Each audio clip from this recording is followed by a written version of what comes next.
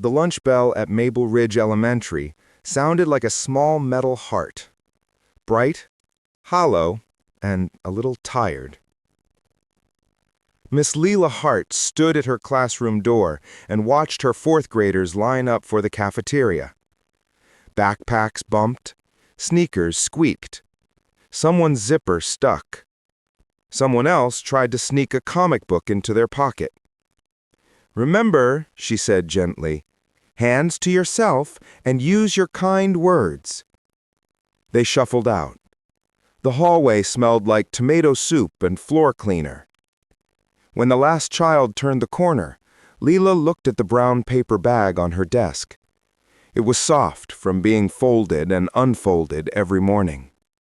Inside, a peanut butter sandwich, an apple, and 2 oatmeal cookies wrapped in a napkin. She'd packed it at 5:30 a.m., half asleep, like always. She lifted the bag, then set it down. From the hallway came a small voice. "Miss Hart?"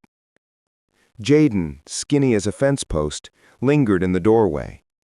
His coat was too light for late winter. The cuffs frayed. He stared at his shoes. "What's up, buddy?" she asked. Jaden swallowed. "They raised the price again." He meant the hot lunch. "My card's empty." Lila kept her smile soft so it wouldn't hurt. "Thanks for telling me." She nodded toward the desks. "Go sit for a minute. I'll meet you there." When he turned away, she picked up her lunch bag and opened it. The apple was bright red, a little bruised near the stem.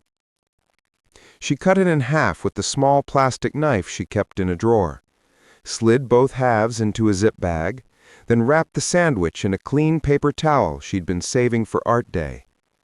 She placed the food in a plain white sack, the kind the office kept for supplies. No notes, no stickers, just lunch. "Here," she said, crossing the room to Jaden. "I brought extra today." His eyes lifted, cautious. "Are you sure?" "Positive," she said. "I'm not very hungry today." He took the bag like it might vanish. "Thanks, Miss Hart." He tried to say it like it wasn't a big deal. It was. When Jaden left, Mia hovered in the doorway, hugging her stomach. "You okay, Mia?" Mia nodded too fast. "Yeah, I might just read in here." Lila glanced at the clock.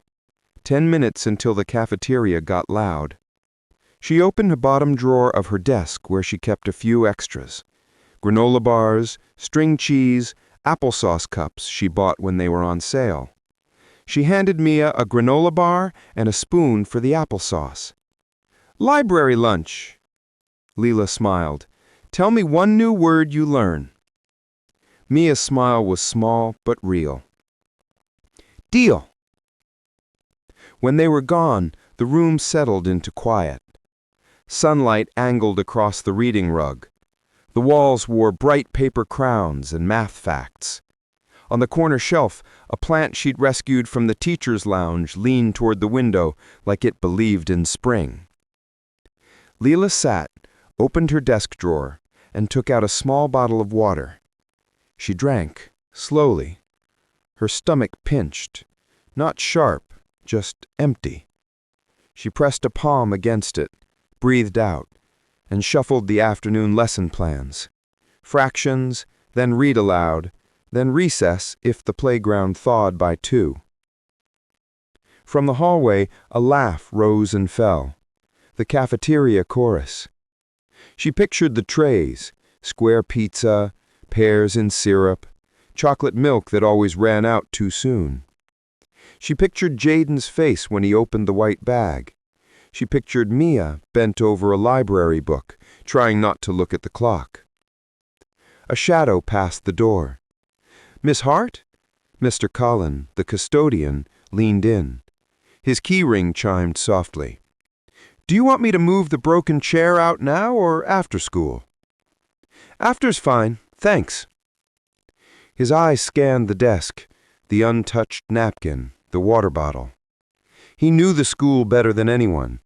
He knew what the vending machine cost. He knew who fed whom. "You doing okay?" he asked. "Doing," I said, keeping it light. He nodded once. "Holler if you need anything."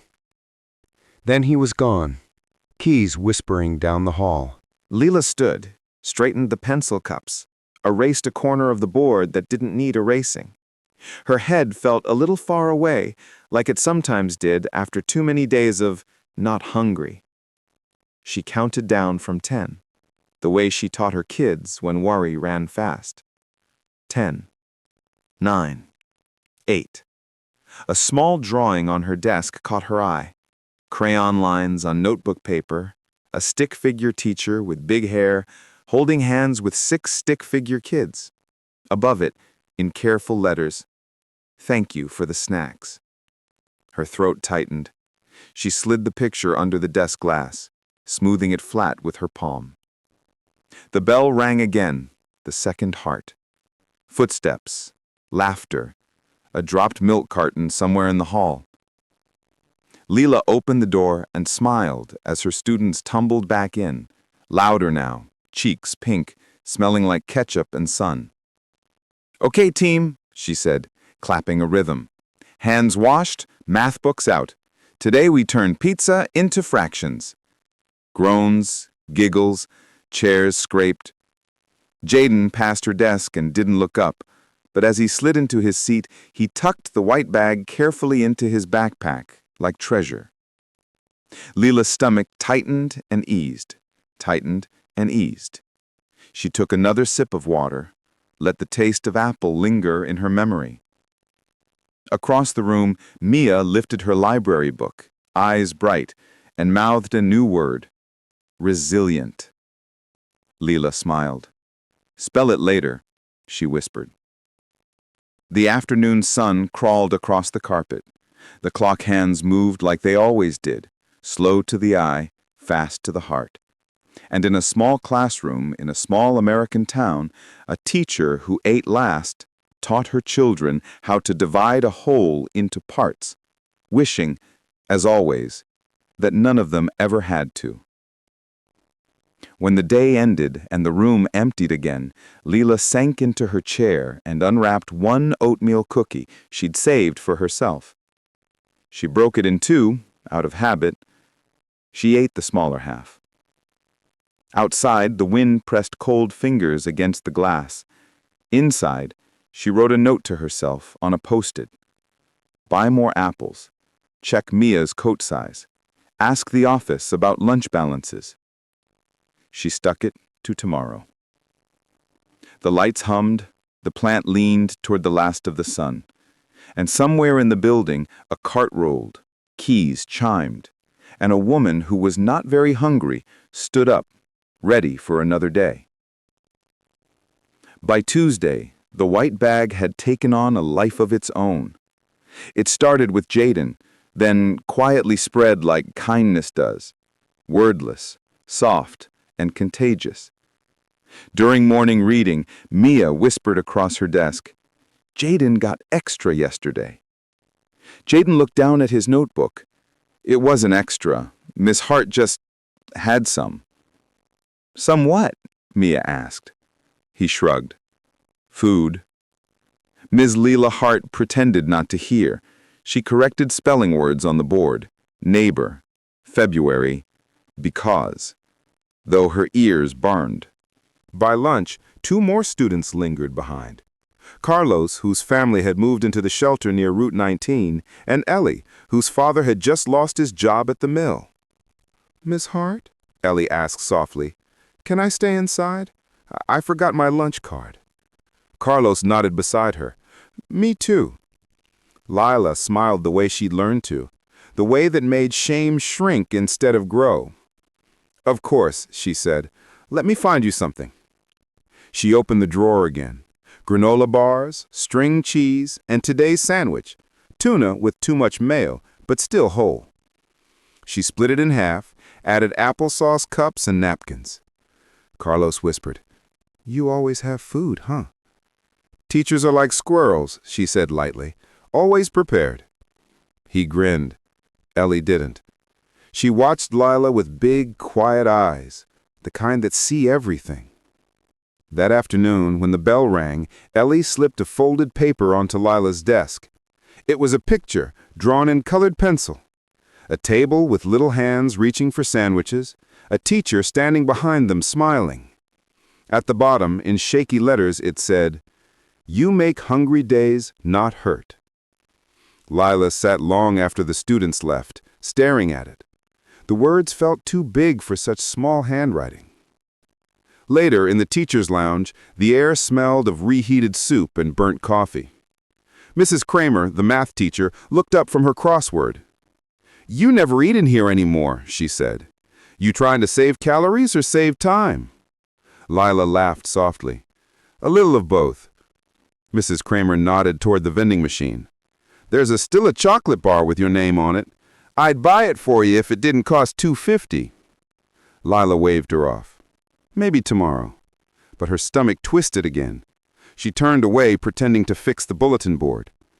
From the corner, Mr. Dalton, the gym coach, muttered, "You're too nice to those kids, Hart. You'll burn out before June." She smiled politely. "Maybe, but I'd rather burn than freeze." That night, at home, she unpacked her grocery bag. A loaf of bread, 6 apples, peanut butter, and a single box of granola bars.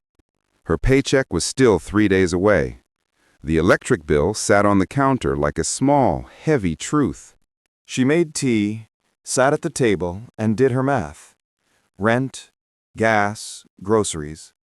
Then, like always, she added a line at the bottom, "Kids' snacks." The tea cooled untouched.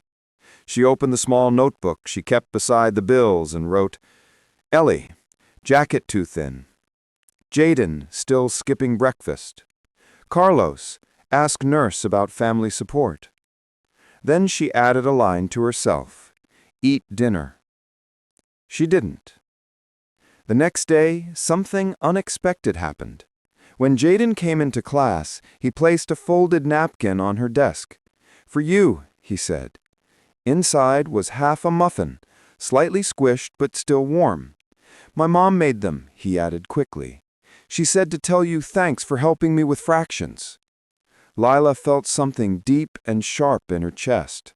Not sadness exactly, but the ache of being seen. "Tell your mom she's wonderful," she said softly.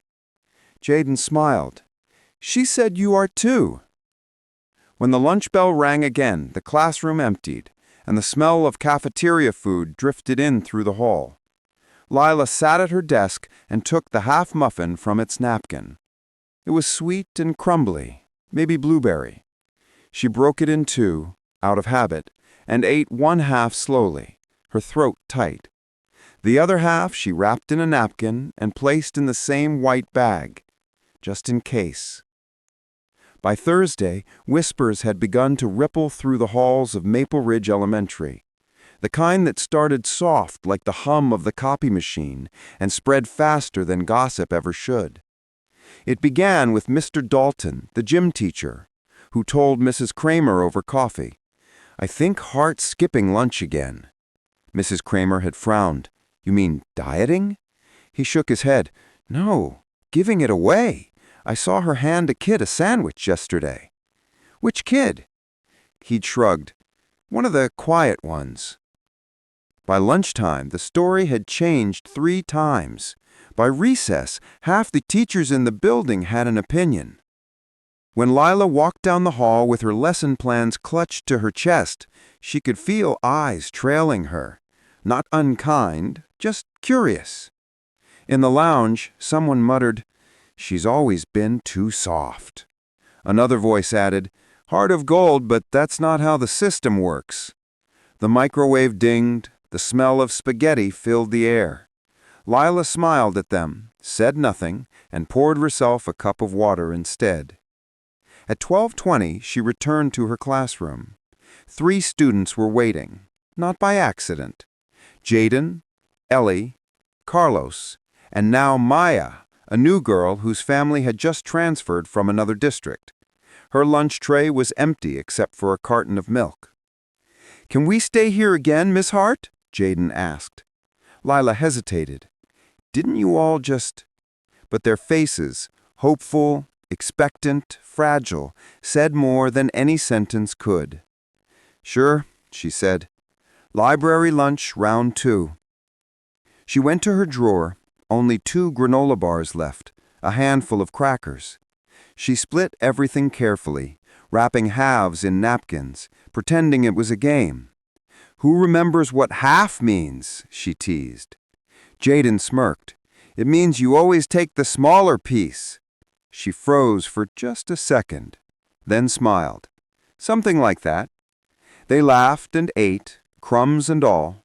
The sound of chewing and pencils tapping filled the room, the kind of music you only notice when the world outside feels too cold.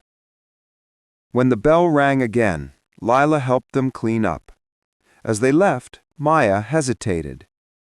"My mom says teachers don't get paid enough, but you give us food." "That's because you're worth more than money."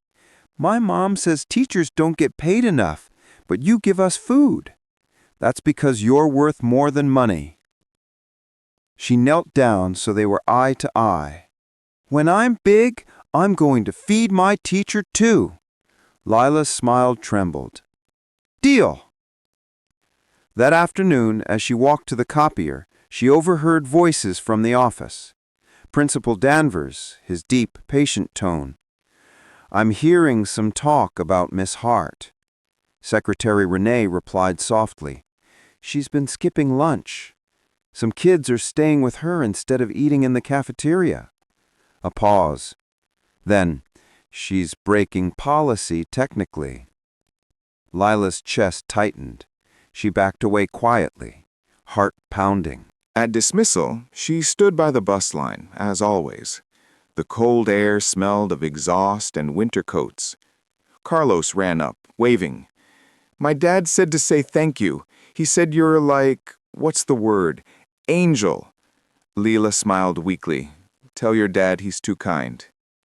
As the buses pulled away, the street went quiet. She turned toward the school and saw Principal Danvers standing by the front door, watching her. He raised a hand in greeting. Not a wave, just a gesture that said, "We need to talk." That night, Lila sat at her kitchen table, staring at her phone. She could still hear his voice in her head. Breaking policy, technically.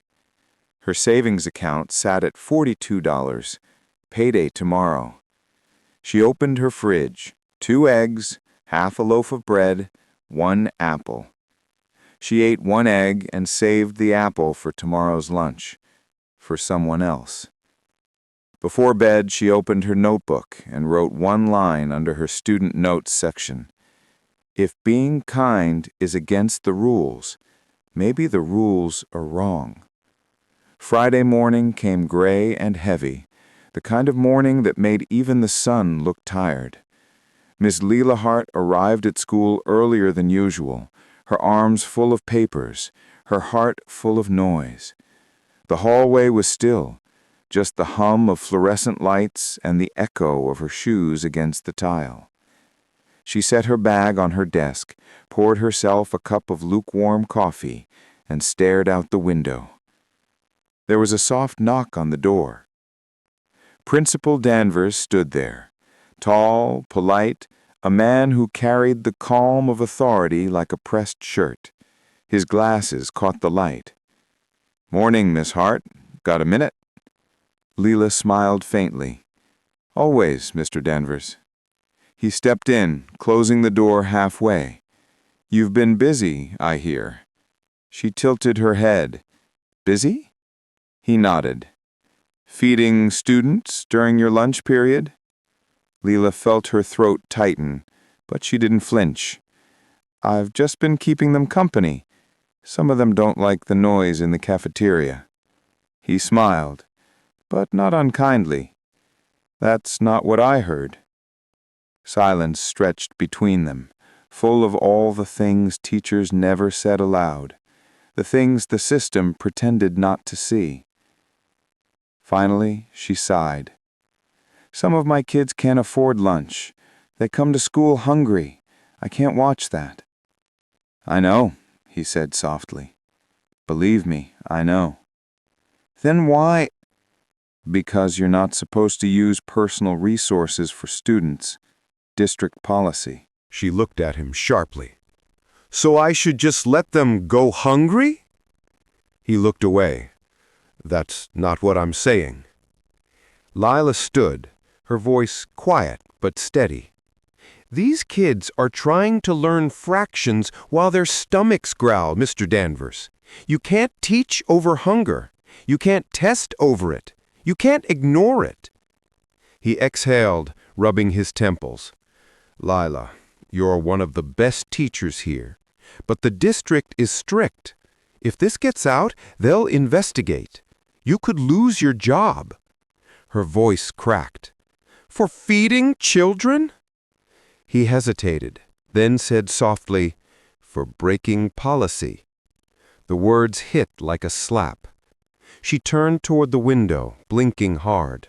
Outside, the playground was still empty, just swings swaying in the wind. She said, Do what you need to do. I'm not going to stop. Danvers studied her for a long time. There was something almost fatherly in his eyes, not anger, but worry. I didn't come here to stop you. I came to tell you, be careful. Lila looked up, confused. He lowered his voice. You're not the only one who sees what's happening in this school. Some parents complain about favoritism. Some teachers resent attention. Just keep it quiet. Her shoulders dropped in relief, a tiny, shaky breath escaping her. They're not going to report it? He smiled sadly. Let's just say I never saw a thing. As he left, he paused at the door. Lila? Yes? He gestured toward my desk drawer. If you're going to keep doing this, at least ask the office for help. There are ways, grant programs, community funds. You don't have to carry this alone. She nodded, though she knew she would anyway. When he was gone, she sat down slowly, pressing her hand to her chest. Her heartbeat thudded hard against her palm. She whispered to herself, If only they knew how little it takes to make a child feel full. That afternoon, when the bell rang for lunch, she found 3 more students waiting by her door. Word had spread again, faster than the whispers ever could. Lila looked at the small faces in front of her, shy, hopeful, and hungry. She smiled gently, her voice steady. All right, she said. Let's see what we can share today. Later that night, she wrote in her notebook, Today, I almost got in trouble for caring. But maybe trouble is where change begins. Monday morning came with rain. It drummed softly against the classroom windows, washing the playground into a blur of gray. Inside, Miss Lila Hart flipped on the lights and inhaled the familiar smell of pencil shavings and damp coats. The desks waited in neat rows, 22 of them. But one stood empty. Jaden's. He was never late, never absent, not once in all the weeks she'd known him. At 8:10, she checked the attendance sheet. At 8:15, she marked his box unexcused. By 8:30, worry had started whispering in her chest. When the lunch bell rang, she asked Mia, Have you seen Jaden today? She shook her head, biting her lip. He wasn't on the bus this morning. What about his sister?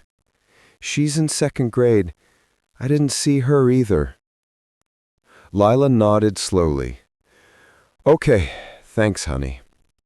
She waited until the students were busy reading, then stepped into the hall and called the front office. Renee, it's Miss Hart. Has anyone heard from the Williams family? A pause, then Renee's soft voice. They moved out over the weekend, didn't you hear? Moved? Where? Not sure. The address on file is invalid now. They were staying with relatives, I think. The phone felt heavy in her hand. So they just left? I'm afraid so, Renee said gently. They're probably trying to find something stable. Happens more than you think. When Lila hung up, the hallway felt colder. She walked back into her classroom, eyes catching on Jaden's desk, the notebook still inside, a pencil rolling across its surface. She opened it. Inside the front cover was a small folded napkin. She unfolded it carefully. A cookie. Oatmeal broken in half, wrapped in paper towel. On the napkin, in shaky handwriting, he'd written, "For you, Miss Hart, in case you forget to eat again." Her throat closed. She sat down hard in his chair, tears stinging her eyes. That afternoon, while her students worked on math, she couldn't stop glancing at that desk, the empty space between two noisy, laughing kids. She tried to teach fractions, but the numbers felt hollow. Half, quarter, whole. Everything in her mind was subtraction. At dismissal, she lingered by the door, half expecting Jaden to come running down the hall, late and smiling. But he didn't. That evening, she drove to the edge of town, where the shelter stood, a squat brick building with a flickering porch light. She'd been there before, donating canned food during the holidays. The woman at the desk looked up from her clipboard. "Hi, I'm Miss Hart. I teach at Maple Ridge. I'm looking for a family, the Williamses. Jaden, 2nd and 4th grade?" The woman frowned. "I think they came in Friday night. Left Sunday morning. They were headed to the city. Didn't say where." Lila's voice barely rose above a whisper. "Did they have food?" "Barely," the woman said. "We gave them what we could." Outside, the rain had stopped, leaving the streets slick and shining under the streetlights. Lila sat in her car for a long time, hands gripping the steering wheel, Jaden's cookie still in her pocket. She whispered into the empty seat, "I hope you're warm tonight, sweetheart." Then she started the car, her headlights cutting through the wet dark. When she got home, she didn't turn on the lights. She just sat at her kitchen table and opened her notebook. Her handwriting shook as she wrote. Jaden moved. No lunch card. No forwarding address. Left me a cookie. He shouldn't have to take care of me. She pressed her hand over the page, tears falling freely now. Then, after a long pause, she added, "Tomorrow, talk to Danvers. There has to be something more we can do." That night, she didn't sleep. Every time she closed her eyes, she saw the empty desk and a half cookie wrapped in kindness. Tuesday morning came sharp and cold. The flag outside Maple Ridge Elementary flapped in the wind, the poles squealing with each gust. Inside, Miss Lila Hart stood at the office counter, clutching a folder like armor. The receptionist, Renee, looked up from her computer. "Morning, Miss Hart. You're early again." Lila tried to smile. "Just need a minute with Mr. Danvers, if he's in." Renee checked the clock. "He's got 15 before the budget meeting. Go on in." Principal Danvers was hunched over a pile of forms, tie loosened, coffee half finished. When he saw her, his shoulders straightened. "Morning, Lila," he said. "Everything all right?" She hesitated. "I need to talk about the kids, about food." He leaned back slowly. "I figured this was coming." Lila opened the folder. Inside were printouts, unpaid lunch balances, free lunch applications still pending, attendance records with unexplained absences. She spread them on the desk like puzzle pieces. "These aren't numbers, they're stories. Mia's mom works nights, Carlos's family lives at the shelter, and Jaden's—" Her voice cracked. "Jaden's gone. His family left over the weekend." Danvers looked at the papers, then at her face. "I'm sorry, Lila. I don't need sorry. I need a solution." He folded his hands. "You know the district process. Free meal applications take weeks. We can't feed students from staff pockets. I'm not asking for that. I'm asking for a program, something local, something now. He exhaled. We've applied for grants. They take time. They don't have time, she said firmly. They're children. Her words hung in the room, raw and shaking. For a moment, even the hum of the heater felt quiet. He rubbed his forehead. What do you want me to do, Lila? You know my hands are tied. She opened her bag and pulled out a small brown envelope, worn, creased, labeled Lunch Fund in her handwriting. Inside was $42, her entire paycheck cushion. I started this, she said. Parents, teachers, anyone who can spare a little. It's not much, but it covers lunch for a few kids every week. Danvers stared at it. You've been using your own money? She nodded. And I'll keep doing it. But if we open it up, if the school backs it, maybe more people will help. He silenced for a long time. Then quietly, You're putting me in a tough spot. I know, she said. But if the rules say I can't feed a hungry child, then maybe the rules need to change. He looked at her then, really looked. The exhaustion under her eyes, the quiet fire behind them. Finally he sighed. You're something else, Ms. Hart. She smiled faintly. Is that good or bad? He chuckled softly. It depends who you ask. He leaned forward. Let me make some calls. There's a retired teacher who runs a non-profit nearby, Hearts and Hands. They supply food to schools under the radar. Maybe we can set something up. Her eyes widened. You do that? I can't promise anything, but I can start asking the right people. When she left his office, the hallway felt brighter, not because the lights had changed, but because something inside her had. In her classroom, the students were still hanging up coats and chatting. Mia waved from her desk. Miss Hart, we saved you a muffin from the cafeteria. You did? Yeah, Carlos said proudly. It's banana. We thought maybe you'd want one for once. She laughed softly, the sound catching in her throat. You guys are too good to me. Nope, Mia said, grinning. You're just always last in line. She took the muffin and held it for a moment, warm in her hands. Not today, she said with a smile. Today, I eat first. That afternoon, as the rain cleared, her phone buzzed. A text from Danvers. Meeting scheduled tomorrow, Hearts and Hands Foundation, 3 p.m. Bring your notes. She stared at the screen, breath-catching. Then she smiled through the tears she hadn't realized were coming. For the first time in months, hope didn't feel like a luxury. It felt like a plan. That night, she wrote in her notebook, Tomorrow, we might build something real. Not just food, dignity. Maybe this is how change begins, one hungry day at a time. The next afternoon, Miss Lila Hart walked the 4 blocks to Hearts and Hands Community Outreach, clutching her folder and a cup of cheap coffee gone cold. The building was an old library turned nonprofit. Its brick walls faded, its front window painted with bright letters. No one should learn on an empty stomach. The words made her throat tighten. Inside, the place buzzed with quiet purpose. Volunteers sorting boxes of canned food, a woman packing brown bags labeled weekend meals. The air smelled faintly of soup and cardboard. Can I help you? A cheerful voice asked. Lila turned to see a woman in her 60s, silver hair tucked under a beanie, glasses perched on her nose.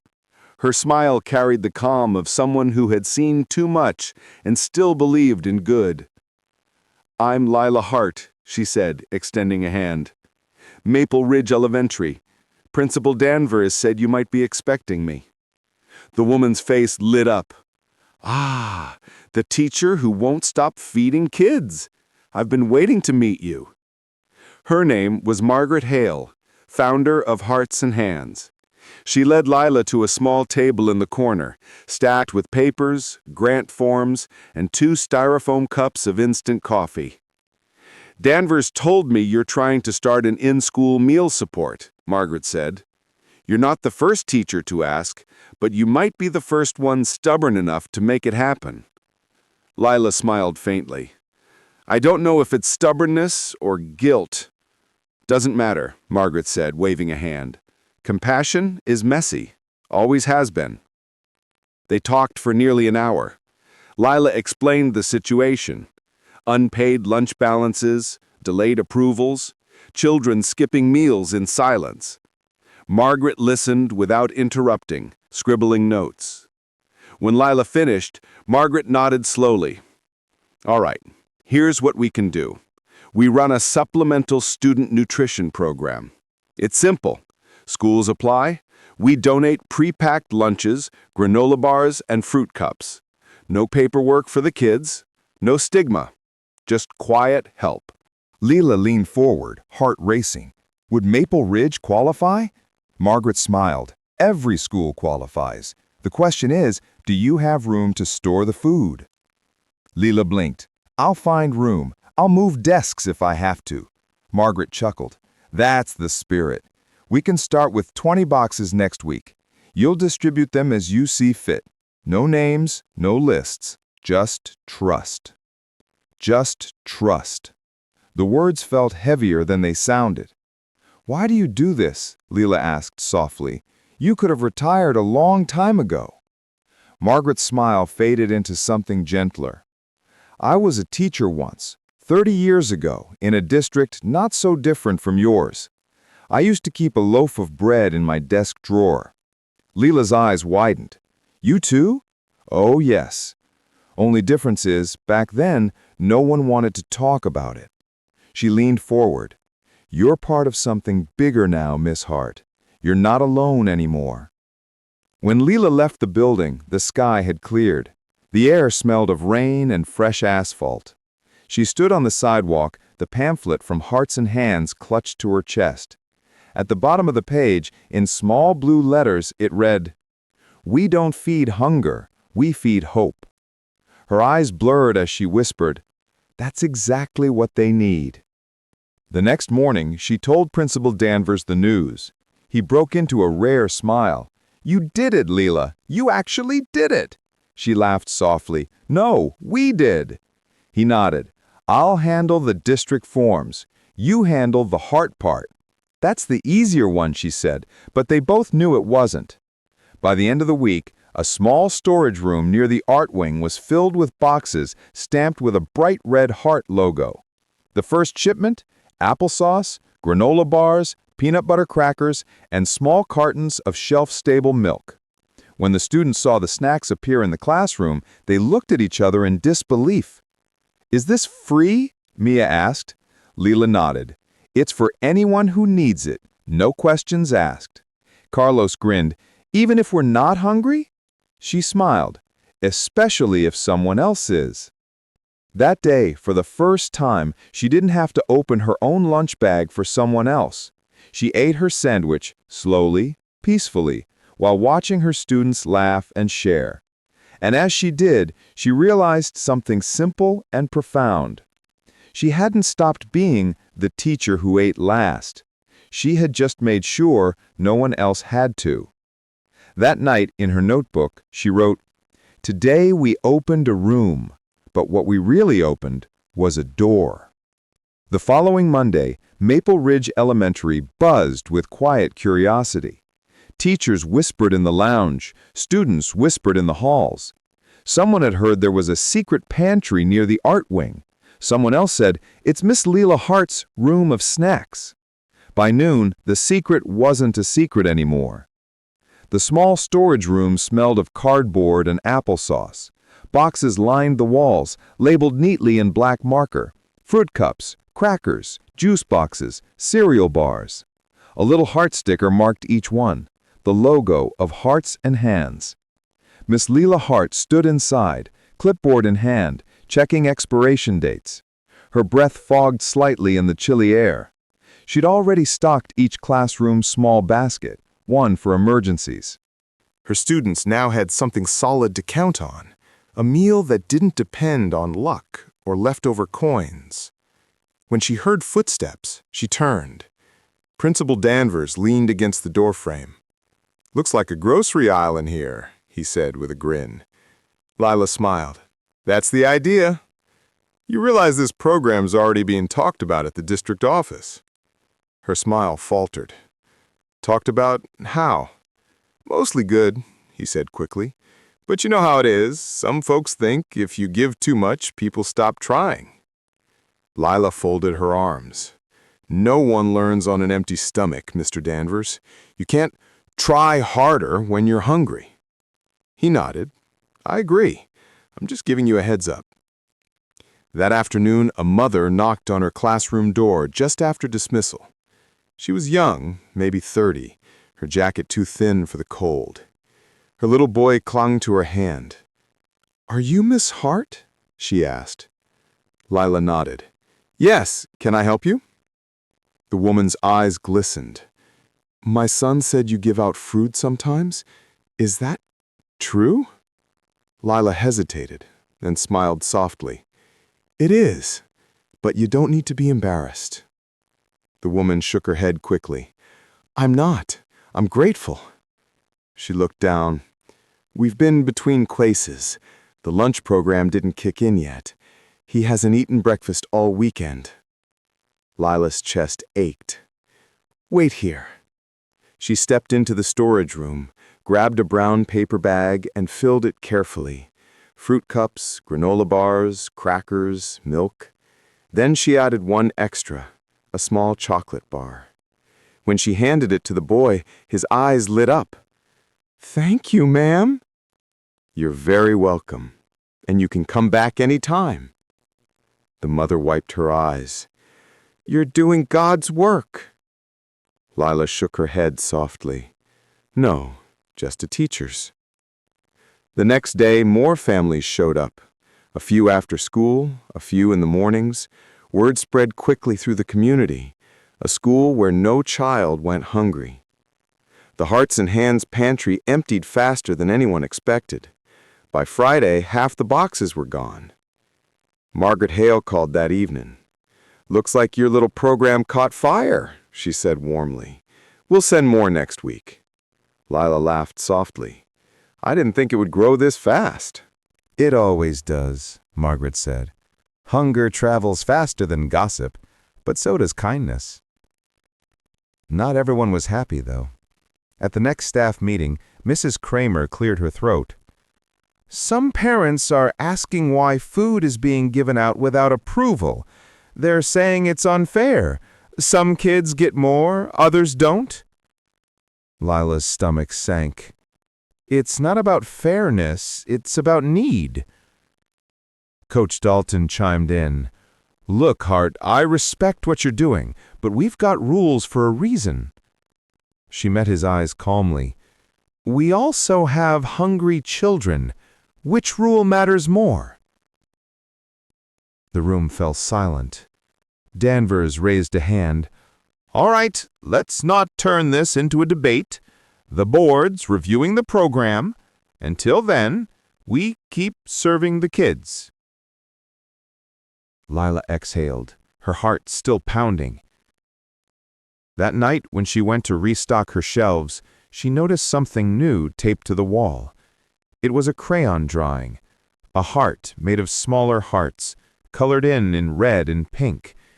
In the center, a child had written, "Thank you for the food and the love."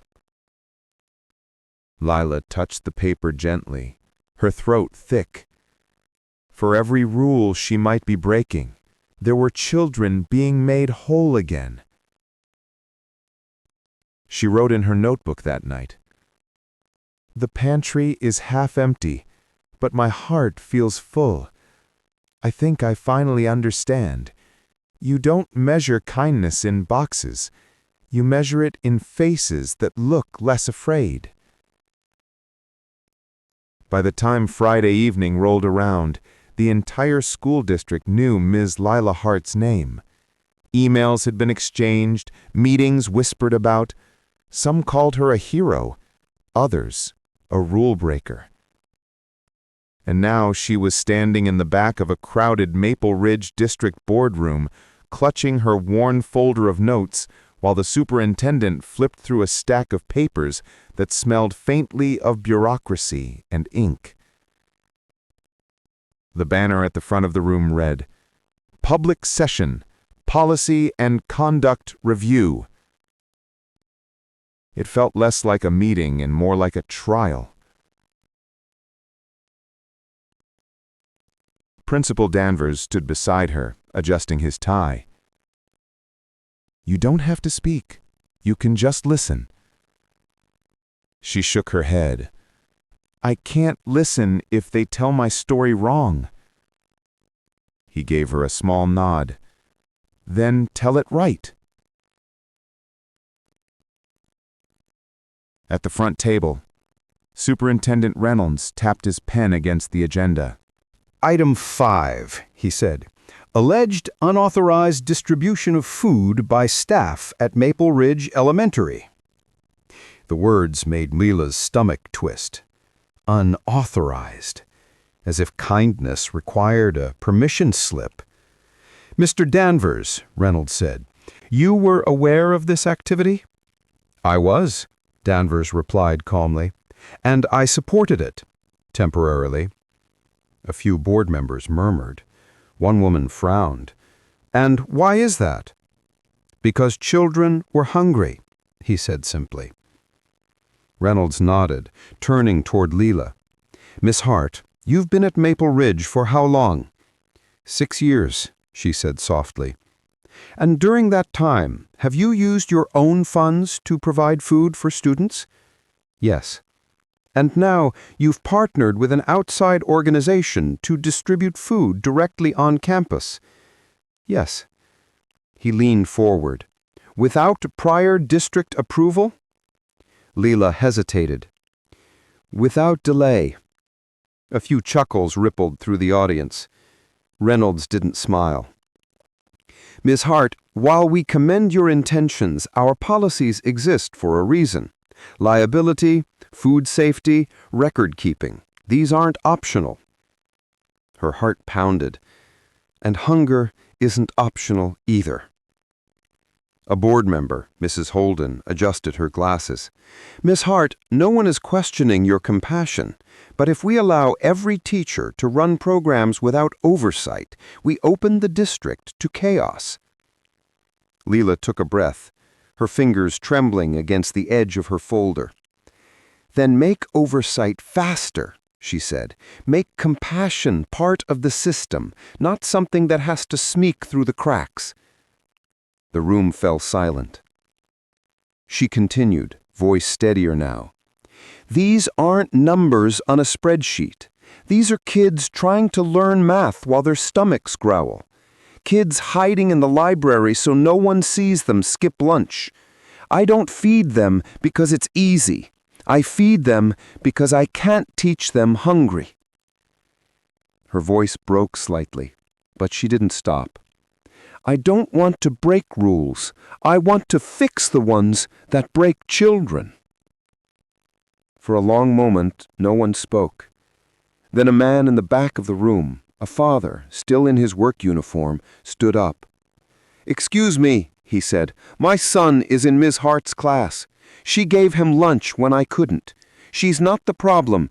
She's the reason my boy still believes school cares." The crowd murmured, soft but growing. A few more parents nodded, quietly. One mother held up a crayon drawing of a heart, the same kind taped to Lila's pantry wall. Reynolds cleared his throat. "All right, everyone, please." But the air had already changed. When the board finally voted, the motion was clear. The Hearts and Hands partnership would continue, on a trial basis, under district supervision. Not perfect, but not gone. Lila exhaled, tears slipping free as she sat back down. Danvers patted her shoulder. "You did it."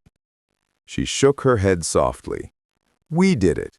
Every hungry kid in this town did it." Later that night, She wrote in her notebook by the soft glow of her bedside lamp. Tonight I learned that courage doesn't sound like shouting. It sounds like standing up when your voice shakes. She paused and added one more line. And sometimes kindness wins, even if it has to fight first. By Monday morning, Maple Ridge Elementary didn't feel quite the same. The air was lighter somehow. The hallways buzzed not with gossip, but with gratitude. The news had spread over the weekend. A local teacher who'd fought the district to feed her students. A small-town newspaper ran the headline, "The Teacher Who Ate Last and Changed Lunch Forever." By Tuesday, a national education blog picked it up. By Wednesday, a news crew stood outside the school with microphones and camera lights. Lila could hardly believe it. "Miss Hart," one reporter called as she stepped out of her car, juggling her bag and coffee. "How does it feel to be a hero?" She blinked at the flashing light. "I'm not a hero. I'm a teacher." The reporter smiled. "And how does it feel knowing your program's inspiring others?" Lila hesitated. "It feels humbling, but I just did what any of us should do when a child's hungry." They wanted more sound bites, more headlines, but all she could think of was Jaden, the boy who'd left her a cookie wrapped in love and gone somewhere she couldn't reach.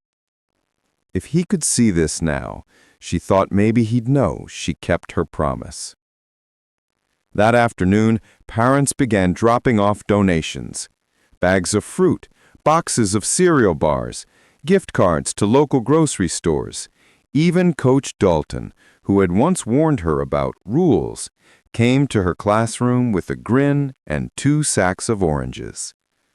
"I figured you could use some vitamin C." She laughed softly. "So you're on board now?" He shrugged. "Hey, my grandma always said, feed a child, feed a future. Guess she was right." A few days later, the school held a community meeting. The cafeteria was packed. Parents, teachers, local business owners, even the mayor. Principal Danvers stood at the microphone. "Tonight," he said, "we're here to discuss expanding Miss Hart's meal initiative." Applause filled the room before he could continue. Lila sat near the front, cheeks flushed, hands clasped tight in her lap. Then Margaret Hale from Hearts and Hands stepped up beside Danvers, her silver hair gleaming under the fluorescent lights. "When Lila Hart called me, she didn't ask for attention or praise," Margaret said.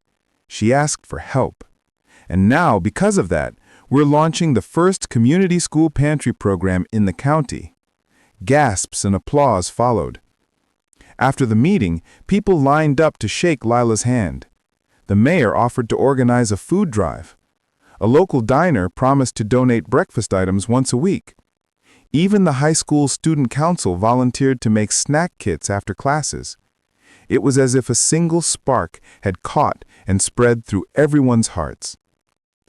Later that week, Lila's classroom became a hub of kindness. The kids helped unpack donations, labeling boxes and stacking cans with care. Mia giggled as she taped a sign above the classroom door that read, "No one eats alone." Carlos added a doodle of a sandwich beside it. And when the bell rang for lunch, every child, every single one, ate. No one hid, no one pretended, no one was left out. That afternoon, Principal Danvers stopped by her room. He leaned against the doorframe, smiling. "You've started a movement, Lila." She shook her head. "No, we just started feeding kids." He chuckled. "Same thing if you ask me." That night, as she walked home under the pink-orange sky, she passed the diner window and saw a flyer taped to the glass. "Join the Teacher Who Ate Last project. Feed your local school."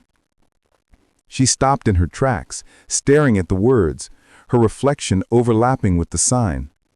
For a moment, she saw herself not as tired or small or just another teacher, but as someone who had made the world just a little softer. When she got home, she opened her notebook and wrote, "Today, I learned that one person's hunger can wake up an entire town. And when people eat together, they remember how to care again." It was a quiet Thursday afternoon when Miss Lila Hart found the envelope. It was wedged between flyers in her mailbox, no return address, just her name written in uneven pencil marks. "To Miss Hart, from someone you helped." Her breath caught. For a moment, the world narrowed to that line. She carried it inside, hands trembling slightly, and sat at her kitchen table. The paper inside was wrinkled, creased from travel. The handwriting was messy, letters wobbling like they'd been written on a bumpy surface. Maybe a bus, maybe a borrowed desk somewhere far away. She unfolded it carefully. "Dear Miss Hart, I don't know if you remember me. It's Jaden. We had to move again. Mom said we needed to find work in a cheaper place. I miss our class. I miss math and the plant by the window. I even miss fractions a little. Sometimes I still get hungry, but it's okay now. Mom found a job at a diner. I help her clean tables after school. The lady there gives me soup sometimes. I heard from a friend that you have a food room now. That's awesome. I knew you'd do something like that. You always cared more than anyone. I wanted to tell you something. That day I gave you the cookie, I was scared. I thought maybe you'd be mad, but you smiled, and that made me feel like maybe I wasn't poor, just someone who could help too." I still think about that. When I see someone who's hungry, I share if I can. So now I do what you did. I eat last. Thank you for teaching me how. Jaden. Lila read the letter 3 times before the tears finally fell. Her hand covered her mouth, her shoulders shaking in the stillness of her small apartment. Outside, the world carried on. Cars passing, kids shouting on bikes, a siren somewhere far off. But she sat there frozen, holding the words that had crossed miles to find her. She whispered, "You didn't forget." At school the next morning, she brought the letter with her. When the students settled into their morning work, she pinned it to the bulletin board. Not the words themselves, but a photo of the envelope with the heading, "Acts of Kindness Never End." Mia squinted at it. "Who's that from, Miss Hart?" Lila smiled softly. "An old student. Someone who reminded me why we share." Carlos grinned. "He sounds cool." He is. He learned something important, that kindness keeps traveling, even when people can't. At lunchtime, as the kids unpacked their sandwiches and fruit cups, Mia walked up and placed a cookie on Lila's desk. "For you," she said shyly, "just in case you forget to eat again." Her breath hitched. "Thank you, sweetheart." She broke it in half, just as she always did, and handed one piece back. "Let's share it." Mia smiled. "Deal." Later, when the room was empty, Lila looked again at the letter. She could still see Jaden's uneven handwriting, the pencil smudges, the courage between every line. She whispered to the quiet room, "You didn't just learn from me, Jaden. I learned from you too." And as sunlight spilled across the desks, warming the whiteboard and the half-eaten cookie, it felt as if every hungry child she'd ever helped was still there, laughing, growing, full. That night, she wrote in her notebook, "He wrote to me. He remembered. Maybe this is what teaching really means. Not tests, not grades, but leaving a piece of yourself that keeps feeding others long after you're gone." The first clue came in the form of an email from the district office. Subject line, "Congratulations! Nomination for the Maple County Service Award." Miss Lila Hart almost deleted it. She thought it was spam. But when she opened it, she saw Principal Danvers' name copied at the bottom.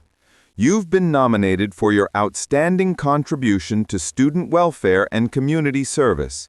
The board would like to honor you at next month's education gala." Lila stared at the screen, half laughing, half terrified. An education gala. She still patched the elbows on her sweaters with fabric glue. She picked up her phone and called Danvers. "Did you do this?" He chuckled. "Not me. The community did. The mayor, the PTA, even some of the kids' parents wrote letters." "Letters," she repeated.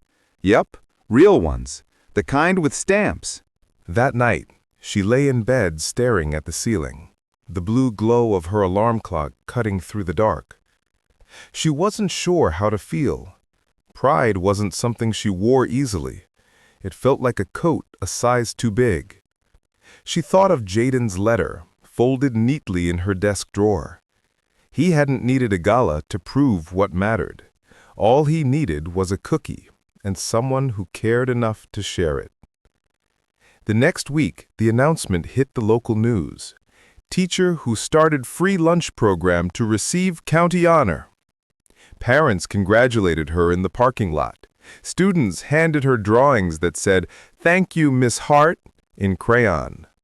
Even Coach Dalton taped one to her door with a grin. "Can I tell people I knew you before you were famous?" Lila rolled her eyes. "You already do." When the night of the ceremony arrived, she borrowed a simple navy dress from Mrs. Kramer and pinned her mother's old silver brooch to the collar. Her stomach fluttered the whole drive to the town hall. The auditorium was packed. Teachers, administrators, families. On stage, the banner read Maple County Educator and Service Awards, celebrating those who give. She sat beside Principal Danvers and Margaret Hale from Hearts and Hands. Margaret squeezed her hand. "You earned this, dear." Lila smiled nervously. "I just fed some kids." Margaret shook her head. "No, you fed their hope." When her name was called, the applause rose like a wave. Lila stood, hands shaking, and made her way to the podium. The lights were hot. The microphone hissed slightly. She unfolded a small note card, blank except for a single sentence she'd written that morning. "No one learns on an empty stomach." She looked out at the crowd, faces expectant, kind, curious, and then she spoke, voice steady despite her racing heart. "I'm grateful, but this award doesn't belong to me. It belongs to every teacher who stayed late to help a child, every parent who packed one extra sandwich, every student who's ever shared their snack with a friend." She paused, her voice softening. "I never meant to start a program. I just couldn't watch my kids go hungry. And if that makes me special, then something's broken. Because no child's hunger should be unusual enough to win an award." The room was silent. Then the applause started, slow, then building, until the entire hall was on its feet. Afterward, as the crowd filtered out, a woman approached her, a stranger, clutching a tissue in one hand. "My daughter's at a different school," she said. "She told me she wishes she had a teacher like you." Lila smiled gently. "I bet she already does. There are more of us than people realize." The woman nodded, tears shining in her eyes. "Thank you for reminding us what teachers really are." That night, back home, Lila set the glass award on her kitchen counter, beside her notebook. It caught the moonlight, casting faint reflections across the wall. She touched it once, then pushed it gently aside and opened her journal. "I didn't need the trophy. I needed the world to listen, and today, maybe it finally did." She smiled, thinking of her students, of Margaret, of Jaden's letter. Then she added, "Tomorrow I'll go back to school. I'll open the storage room, and I'll keep feeding the future, one lunch, one heart at a time." The first snow of December arrived quietly, like a secret whispered through the night. By morning, Maple Ridge Elementary was covered in white, the playground a soft, untouched blanket, the flagpole capped in frost. Children came in with pink cheeks and wet boots, tracking slush down the hallways. For Miss Lila Hart, winter had always been the hardest season. Cold weather meant empty pantries. It meant coats too thin, gloves missing matches, and parents trying to stretch paychecks past their breaking points. But this year felt different. When she opened her classroom door, she found a stack of boxes by her desk, not from Hearts and Hands, but from the community itself. Each box was labeled with a child's handwriting, "For someone who needs it." From Carlos's family. Mia's mom made cookies. She covered her mouth, tears already stinging her eyes. The students grinned proudly. "It was our idea," Mia said. "We're calling it the Winter of Giving." Carlos added, "We even got the janitor to help us carry the boxes. Mr. Collins said he's our delivery department." Lila laughed through the tears. "You all are incredible." Word spread fast. Within a week, the school hallways were lined with donation bins, coats, canned goods, toys. Parents who once needed help now came to give it. Businesses offered discounts to anyone donating food. The Hearts and Hands pantry overflowed. Margaret Hale, ever the realist, stood in the doorway one afternoon, shaking her head with a smile. "You've started something you can't stop now, Lila." Coach Dalton got involved too, organizing a Hoops for Hunger basketball fundraiser at the high school gym.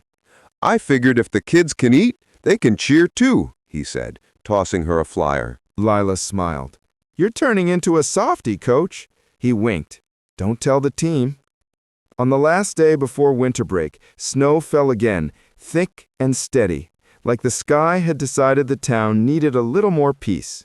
In her classroom, the students wore paper Santa hats and mismatched sweaters. They sang off-key carols, traded handmade cards, and filled small paper bags with treats for the families who would pick up supplies later that afternoon. Mia tugged on Lila's sleeve. "Do you think Jaden will ever come back?" Lila knelt beside her. "Maybe someday, but even if he doesn't, a part of him's still here, in every good thing we do." Mia smiled softly. "Like magic?" Lila nodded. "Exactly like that." That evening, as the last families left with boxes of food and warm blankets, the school grew quiet. The snow outside sparkled under the streetlight. Lila stood in the doorway of the now empty storage room, once a hidden pantry, now a symbol of everything that had changed. Where there used to be hunger, there was now abundance. Where there used to be silence, there was laughter. She whispered into the still air, "We did it, kids. We made it through another year." When she got home, she lit a small candle by her window and opened her notebook. "This winter, I learned that giving doesn't empty you, it fills you. The more we shared, the warmer we became. The snow fell on everyone equally tonight, but for once, no one in Maple Ridge went to bed hungry." January came hard and cold. The snow that had seemed magical in December turned to ice on the sidewalks, and the wind sliced through the coats of anyone brave enough to walk outside. Still, Maple Ridge Elementary carried on. The classrooms alive with chatter, the hallways lined with colorful drawings of mittens and snowmen. And in one corner of the building, the Hearts and Hands pantry stayed open, always warm, always full, until the day the fire alarm rang. It started as a sharp, sudden scream, that high-pitched metallic sound that makes every heart jump. "All right, everyone, line up. Remember our drill procedures," Miss Lila Hart called. Her students did exactly what they practiced, standing in 2 rows, coats clutched, hands held. They filed out into the snow-covered playground, breath fogging in the frigid air. It wasn't until she reached the blacktop that Lila saw the smoke, thin gray trails drifting from the far wing of the school. This wasn't a drill. Her heart stopped. Teachers huddled their classes together, counting heads, shouting over the siren. "Everyone's out? Where's second grade? Check the art room." Principal Danvers moved fast, his radio crackling. Small fire in the storage area. Old wiring sparked behind a cabinet. Fire department is en route. Lila's stomach dropped. The storage area. Her storage area. The pantry. She looked back at the building, her chest tightening. Boxes of food, coats, supplies, everything they'd built over the past months, all inside that room. "Stay with Mrs. Kramer," she told her class. Then she ran. "Lila!" Danvers shouted as she sprinted toward the side entrance. "You can't go in there!" But she was already halfway down the hall, the smoke growing thicker. Her eyes stung, her throat burned, but she pushed forward until she reached the door to the pantry. The fire hadn't spread far yet, just a small blaze licking up one wall near the electrical outlet. She grabbed the extinguisher from the hall, yanked the pin, and squeezed the handle. A cloud of white foam burst out, smothering the flames. Her hands shook, her heart hammered in her chest. When the smoke cleared, the shelves were scorched, but still standing. The food was covered in soot, the floor blackened, but the heart logo on one of the boxes was still visible. She leaned against the wall, coughing, tears streaming down her face. Not from fear, from relief. By the time firefighters arrived, the flames were out.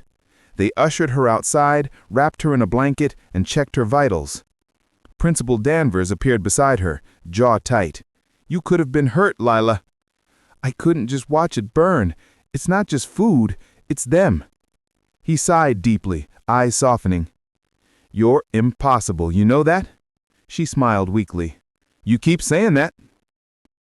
The next morning, the entire town showed up to help clean.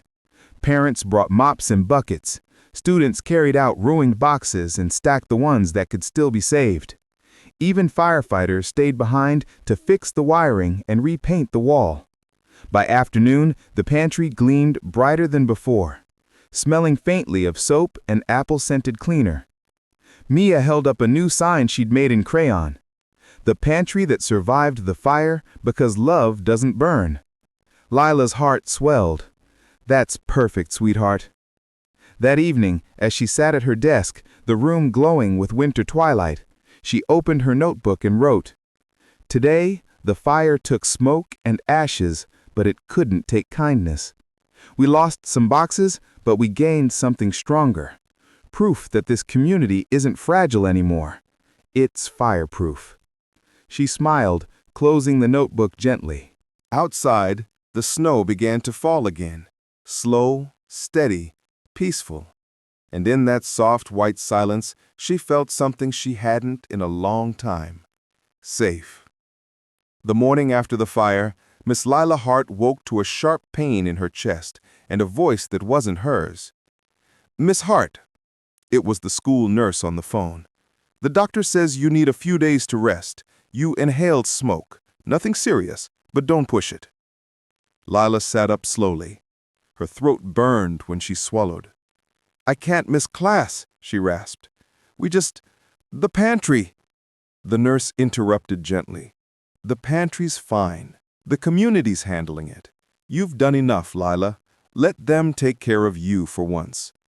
She sighed. That last part, "let them take care of you," was harder than it sounded. By Monday, a substitute teacher had been assigned, Miss Karen Ellis, a young educator fresh out of college, full of enthusiasm and nerves. Lila called the school that morning just to check in. "Everything's okay," Principal Danvers assured her.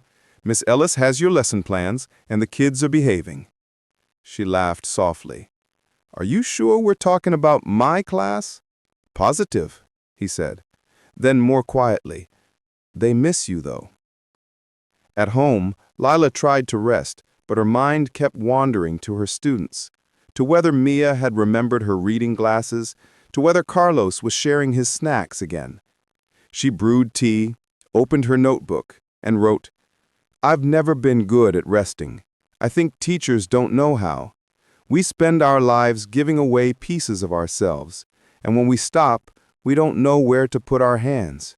She smiled faintly and added, "Still, I hope they're okay without me. Maybe that's what real teaching is, making yourself unnecessary." 2 days later, Her phone buzzed. A message from Danvers. "You should come by the gym at 3. Trust me." She almost didn't go. Her voice was still scratchy, her lungs sore. But curiosity and love got her up and dressed. When she arrived, the school gym was full. Students, teachers, parents, all gathered under a banner that read, "Welcome back, Miss Hart." Her breath caught. Mia ran up first, holding something wrapped in foil. "We made you lunch, real lunch this time." Carlos grinned. "No more water and granola bars, okay?" The substitute teacher, Miss Ellis, stepped forward with a smile. "They organized this all themselves, said it's what you would have done." Her eyes filled. She knelt, opening the foil, a peanut butter sandwich, an apple, and 2 oatmeal cookies, her favorite. "Who made this?" she asked, her voice trembling. A dozen small hands shot up. "We all did," Mia said proudly. "It's from everyone." Principal Danvers cleared his throat. "They also wanted to show you something." He nodded to Miss Ellis, who held up a poster. Each student had drawn themselves holding something they could share: food, toys, books, even smiles. At the bottom, in bright red letters, it read, "We're all teachers who eat last." Lila couldn't speak. Her heart ached in that beautiful way it did when the world reminded her why she kept going. She smiled through tears. "You all learned the most important lesson there is." Mia asked, "What's that?" "That kindness doesn't wait for permission." That evening, back at home, Lila set the sandwich and cookies on her kitchen counter. She didn't eat them right away. She just looked at them, remembering how far everything had come, from that first quiet lunch with Jaden to this moment filled with noise, warmth, and love. Then she whispered, "They're going to be okay." In her notebook, she wrote before bed, "Today, my students became the teachers, and maybe that's what healing really looks like. Not being the hero anymore, but watching others carry the light." February arrived with a vengeance. Snow fell so thick it muted the world, and the wind bit through coats like glass. Inside Maple Ridge Elementary, the heaters groaned and clanked like tired old men. The pipes hissed, the walls rattled. Then, one Monday morning, the inevitable happened. The furnace gave out. By 8:30 a.m., every classroom felt like a refrigerator. Miss Lila Hart stood by the window, rubbing her hands together. Her breath came out in pale clouds. The kids wore coats, scarves, even mittens while they wrote their morning sentences. "Miss Hart," Carlos whispered, teeth chattering, "I can see my breath." She smiled gently. "Make sure it's spelled right then." A giggle rippled through the room. Laughter was their only source of heat. Principal Danvers came over the intercom a few minutes later. "Attention, staff and students. The main heater's down. Maintenance is on the way, but it may be several hours. If classrooms get too cold, please move your classes to the cafeteria. We'll keep the ovens running to help." Lila exhaled, rubbing her arms. "Okay, team," she said. "Grab your books. Field trip to the warmest room in school." The students cheered weakly, gathering their notebooks and pencils. The cafeteria smelled like hot chocolate and frozen pizza. Dozens of kids huddled together, sitting on the floor, wrapped in coats and blankets. Teachers shared thermoses of tea. Margaret Hale from Hearts and Hands showed up within an hour, somehow already knowing. "Got the message from a parent," she said, dragging in a crate of blankets. "Thought you might need these." Lila smiled, eyes watering from the cold and gratitude. "Margaret, you're a miracle." "Miracles are just people who show up," Margaret said, handing her a blanket. By noon, the situation had turned into something beautiful. Parents started arriving, some carrying soup pots, others with boxes of cookies and cocoa mix. The janitor, Mr. Collins, strung up Christmas lights for warmth and cheer. Coach Dalton organized a jumping jack contest to keep the kids moving.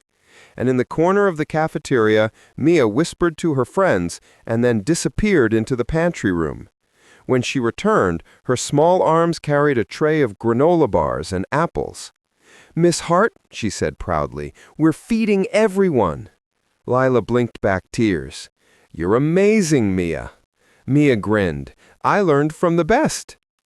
By the time the repair crew fixed the furnace late that afternoon, no one wanted to leave. The cafeteria glowed with laughter, cocoa steam, and the soft buzz of community. When the heater finally roared back to life, Danvers announced over the mic, "Heat's on! You can go back to your rooms!" But Carlos called out, "We're already warm!" Everyone laughed, the kind of laughter that fills more than lungs. It fills hearts. That evening, as the sun set over the snow-covered school, Lila stood in the doorway of the cafeteria, watching families pack up leftovers and blankets. The building hummed with new warmth, not from radiators, but from love stitched between people who once barely knew each other. Margaret appeared beside her, holding a mug of cocoa. "You know," she said, "you didn't just fix hunger in this town, you fixed loneliness." Lila smiled, the corners of her eyes crinkling. Maybe warmth is just another kind of food. That night, in her notebook, she wrote, "The heater broke, but no one froze. We built fire out of kindness. It's strange, the colder the world gets, the more warmth people seem to find in each other." She paused, then added, "And maybe that's what hope sounds like. Laughter in a cold cafeteria." By early March, the snow began to melt, and Maple Ridge Elementary finally felt alive again. Puddles shimmered on the sidewalks, birds returned to the trees, and children left their gloves on playground benches without fear of frostbite. Miss Lila Hart decided it was time for something new, something joyful. After months of feeding hearts and fighting rules, her students deserved a day of wonder. She taped a permission slip to the whiteboard. In bright blue marker it read, "Field Trip, Hearts and Hands Community Center. Come see where kindness lives." The day of the trip, the yellow school bus rumbled down the main road, full of chatter, songs, and crumbs from too many breakfast muffins. "Is it far?" Mia asked, her nose pressed against the foggy window. "Not too far," Lila smiled. "Just far enough to see how big small kindness can grow." Carlos raised an eyebrow. "That sounds like a math problem." She laughed. "Maybe it is." When they arrived, Margaret Hale was waiting outside the Hearts and Hands Center, wearing her signature beanie and smile. "Welcome, Maple Ridge heroes," she called. The students gasped when they stepped inside. Shelves lined the walls, stacked with food, clothes, and school supplies. Volunteers bustled about, packing boxes for delivery. "It's like a store," Mia whispered, "but no one has to pay." "Exactly," Margaret said. "Here, everyone gives what they can and takes what they need." Lila watched as her students spread out, their eyes wide with wonder. Carlos helped a volunteer load apples into crates. Mia wrote, "You are loved," on sticky notes and stuck them to granola boxes. When she turned around, she found Jaden's letter hanging in a frame on the wall. At the bottom, someone had written, "Inspired by Miss Hart's class, the heart of Maple Ridge." Her breath caught. She traced the glass lightly with her fingertip, her throat tightening. Margaret appeared beside her. "We framed it after you told me about it," she said softly. "It reminds people that change starts small, sometimes with a cookie." Lila smiled through tears. He'd like that. Later, the students gathered in the center's meeting room, eating peanut butter sandwiches and apples. Margaret stood before them. "Does anyone know what happens when you feed one person?" Mia raised her hand. You make them full? Margaret grinned. Yes, but it doesn't stop there. That person feels cared for. And when they feel cared for, they care for someone else. That's how it spreads. Carlos nodded. Like Miss Hart did. Lila blushed. Like we did. The kids cheered, and someone started clapping. Before she knew it, the whole room was filled with applause. Small hands, big hearts, a sound that echoed all the way to her bones. On the ride back, the bus was quieter. The kids were tired, but in that good, glowing way that comes from a full day and a full heart. Lila sat by the window, watching the town roll by, the diner where Jaden's mom worked, the grocery store with the donation box, the school roof peeking above the trees. She realized that Maple Ridge wasn't just surviving anymore. It was thriving. And for the first time in years, she allowed herself to believe she'd helped make that possible. That night, she wrote in her notebook, "Today we saw where kindness lives, and I think we brought a piece of it home. The best field trips don't show you new places. They show you what you've built without even realizing it." April came early that year, warm, wild, and restless. The air smelled like rain before dawn and mud after lunch.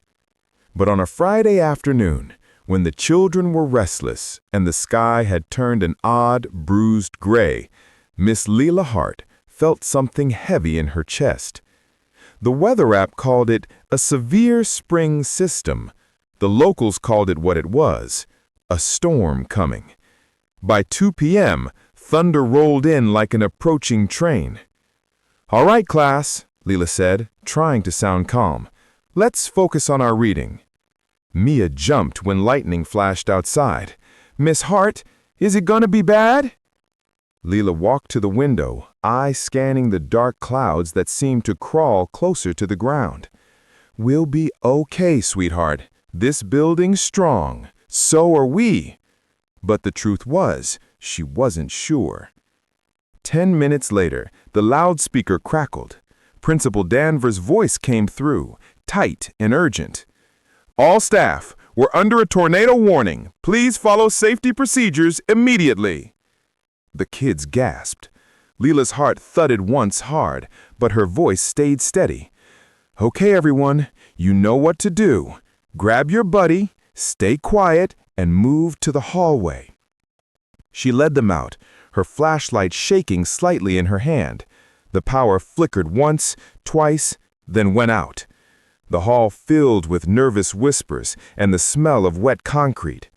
Thunder cracked so loud the floor seemed to vibrate.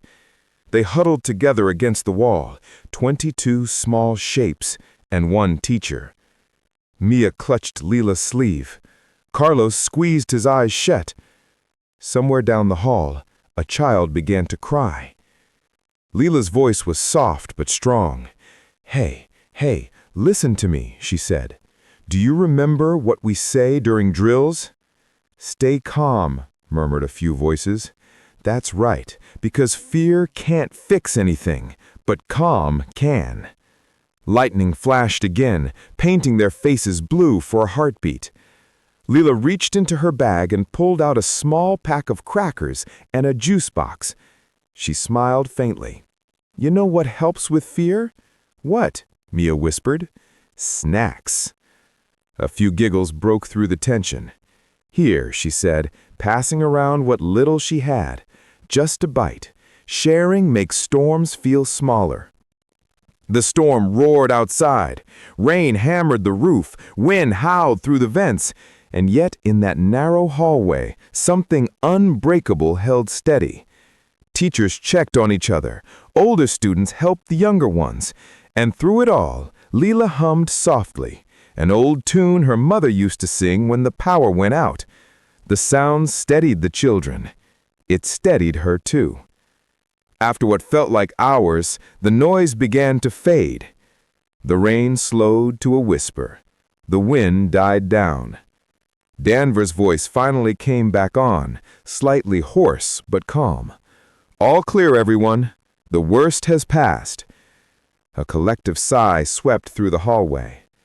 When they returned to the classroom, a few branches lay outside the window, and the light still flickered weakly, but everyone was safe.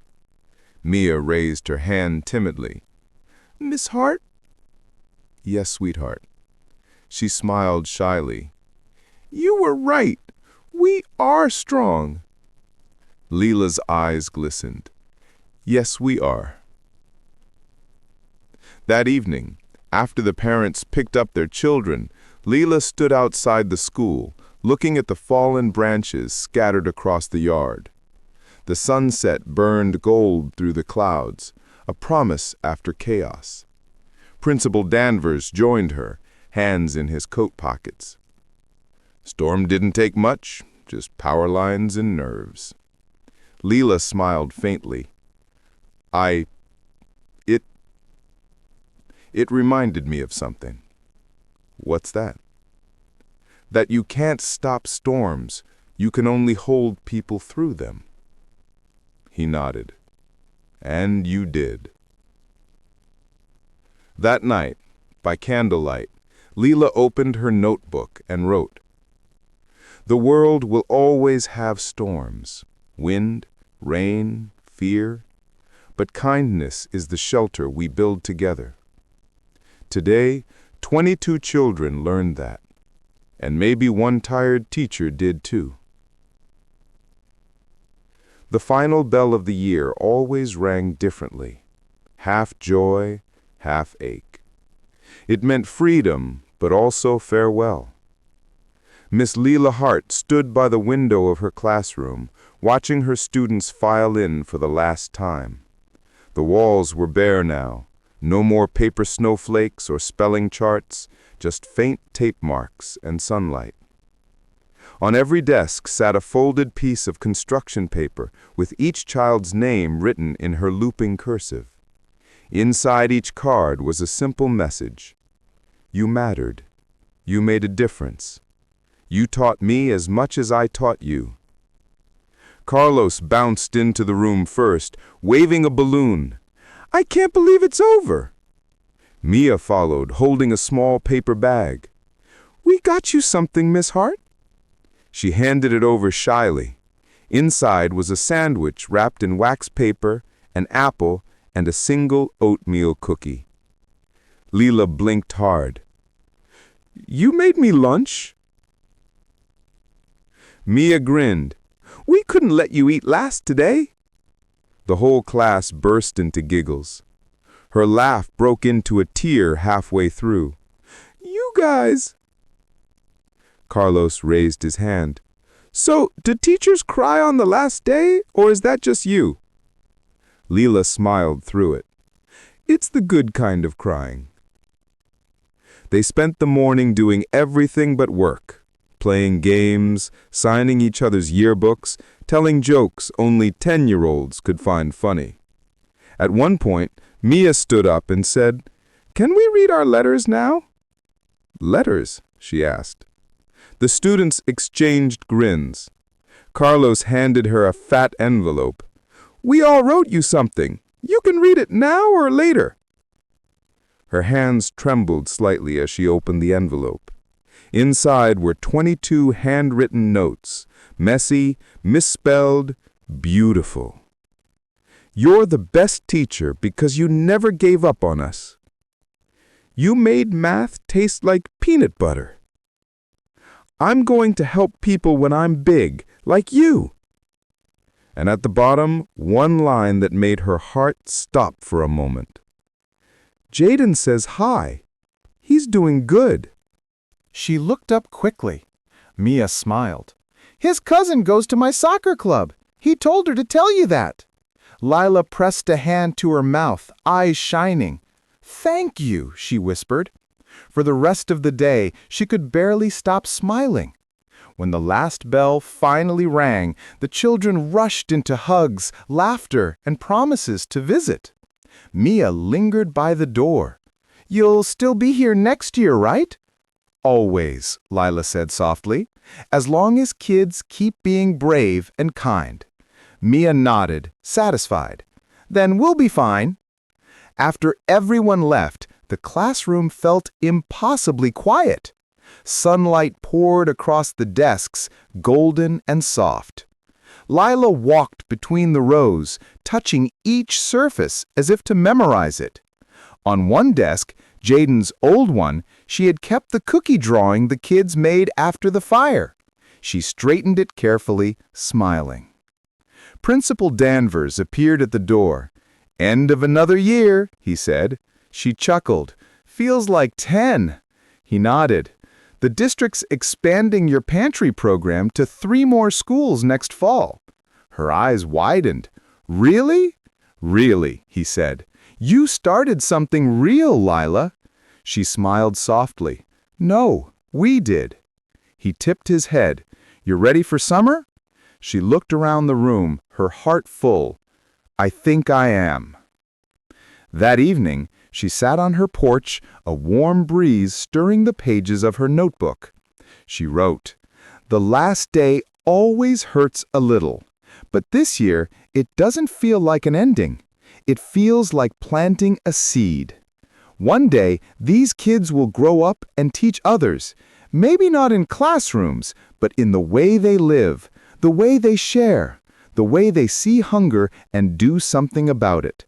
She paused, then smiled to herself, whispering into the golden air, "They'll eat first, and I'll be proud." Years passed. Seasons turned like quiet pages, summers of laughter, winters of reflection. The world kept changing, but Maple Ridge Elementary stayed warm, bright, and alive. A small school in a small town that had learned how to love big. And at the center of it all was still Ms. Lila Hart, older now, her hair streaked with silver, her voice softer but no less steady.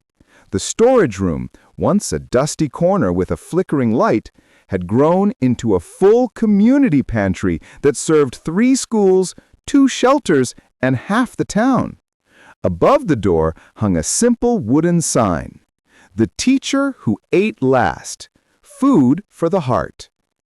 Every morning she still arrived early, carrying her thermos of coffee and her little notebook. Every afternoon she still ate her lunch last, not because she had to, but because it reminded her where it all began. Sometimes she would see her old students, all grown up now. Carlos, who ran a small grocery store and donated a portion of every sale to the pantry. Mia, who became a social worker, helping children who had once been like her. And one day, she received a letter with handwriting she'd know anywhere. Dear Miss Hart, it's Jaden again. I'm 21 now. I'm in college studying education. I started volunteering at a food program here, just like yours. I still think about the day you shared your lunch with me. I didn't know it then, but it was the first time I understood what real kindness felt like. I want to be a teacher too, one who eats last, just like you. Jaden. Lila read the letter sitting at her desk, surrounded by the quiet hum of another school afternoon. Outside, children played on the same worn swings, their laughter carried by the wind. She smiled, blinking back tears. The world had a way of circling back, like kindness itself, never wasted, only passed on. That spring, the district renamed the pantry program in her honor. The mayor gave a small speech under the gym's fluorescent lights, surrounded by students and families. Miss Hart showed us that one act of compassion can change an entire community, he said. She didn't just feed children, she fed hope. And that hope never ran out. The crowd applauded, but Lila just sat quietly, her hands folded, eyes glistening. She wasn't thinking about speeches or awards. She was thinking about that first day, the brown paper lunch bag, the half apple, the small voice that said, "My card's empty." That was the real beginning. After the ceremony, Mia, now grown, with a little girl of her own, came up to her. "Miss Hart, my daughter starts kindergarten next year. I hope she gets a teacher like you." Lila smiled, touching her hand gently. She already does. She has you. That evening, Lila walked home under a sky painted gold and lavender. The town glowed, diners full, laughter drifting through open windows, the smell of bread baking from the community kitchen. She sat on her porch with her notebook one last time, pen trembling just a little. Years ago, I thought I was helping children survive hunger. But what I really did was teach them how to feed the world. Kindness doesn't end. It echoes. It grows from one small act, a sandwich, an apple, a half cookie, and becomes a legacy. I was the teacher who ate last, and I'd do it all again. As twilight deepened, the lights of Maple Ridge flickered on, one by one, until the whole town shimmered like stars scattered across the earth. And somewhere, in 100 homes and hearts, dinner tables were full, laughter was loud, and no one went hungry. Because years ago, one woman decided that no child should learn on an empty stomach. And that love, once given, never stopped feeding.